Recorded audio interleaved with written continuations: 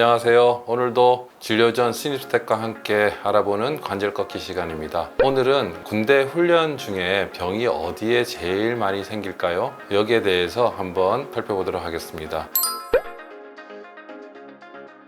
군대에 입대하게 되면 훈련을 이렇게 받게 되죠. 갑자기 운동량이나 아니면 훈련량이 좀 많아지기 때문에 문제가 생길 수 있는데요. 특히 신병대 훈련은 개개인별로 맞춤 운동과는 다르게 전체 조직을 위해서 이렇게 우리가 트레이닝 해야 되잖아요. 그래서 힘들어도 계속 할 수밖에 없는 상황에 놓이게 됩니다. 가장 많은 부위는 발목 관절입니다. 그 다음에 무릎, 발, 정강이 순으로 병이 발생하게 됩니다. 발목은 무릎과 마찬가지로 우리 몸의 하중을 매우 크게 떠받치는 구조물입니다. 특히 이 발목은 무릎보다도 가늘죠. 그래서 면적당 스트레스를 받는 힘이 더 클 수밖에 없습니다.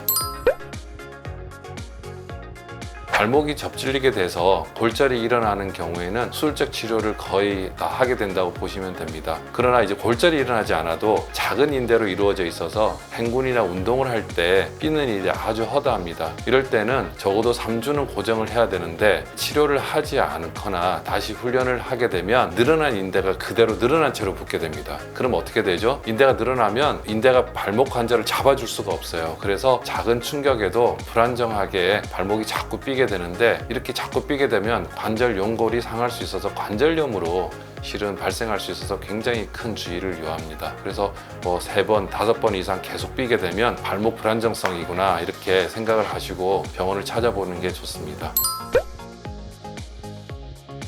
두 번째는 연골이 말랑말랑해지면서 생기는 연골 연화증이 생길 수 있습니다.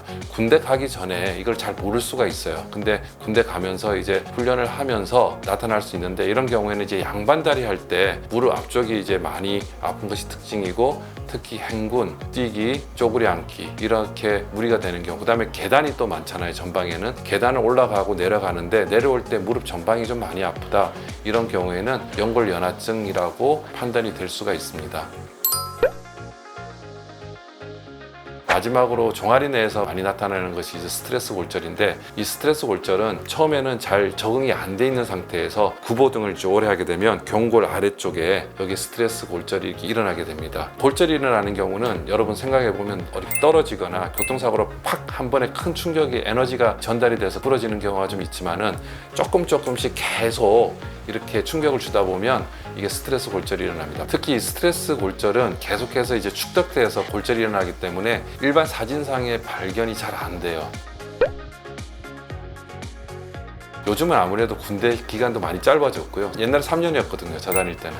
근데 아마 2년 몇 개월로 더 줄어들었고, 지금은 몇 개월이죠? 1년 8개월요. 굉장히 많이 줄어든 것 같습니다. 그래서 과거보다 이제 훈련할 때 군인들 위에 그 상관들이 훨씬 더 많이 배려하고 부상이 생기지 않도록 신경을 많이 쓰지만은, 본인 스스로 훈련 시에 스트레칭 운동을 충분히 하고, 그 다음에 통증이 생겼을 경우는 적극적으로 진료를 보는 것이 좋습니다. 특히 군대 가기 전에 이런 여러 가지 무릎이나 아니면 본인이 아픈데 건강검진을 통해서 적극적으로 진단을 받고, 만약에 군대 가시게 되면 거기에 맞게 이렇게 훈련이나 운동을 조금 고려를 해서 하는 것이 좋을 것 같습니다.